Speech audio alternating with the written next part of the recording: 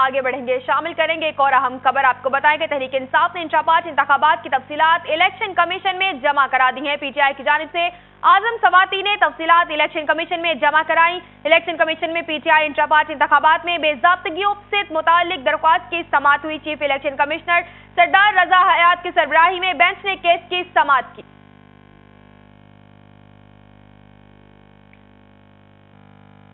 हमारे साथ मौजूद हैं जमीर हुसैन। जमीर, मज़ीद तफसीलात उनसे जानेंगे। जी जमीर, अपडेट कीजिएगा, इस हवाले से क्या तफसीलात हैं आपके पास?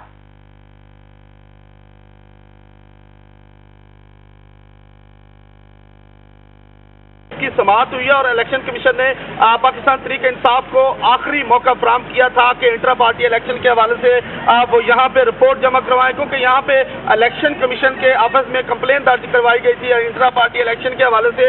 आज उस केस की समाअत थी और कई बार पाकिस्तान तहरीक इंसाफ को मौका फराहम किया गया कि वो यहाँ जवाब जमा करवाएं, लेकिन जवाब नहीं जमा करवाया गया था। आज उनको आखिरी मौका दिया गया था पाकिस्तान तहरीक इंसाफ को इंटर पार्टी इलेक्शन के हवाले से।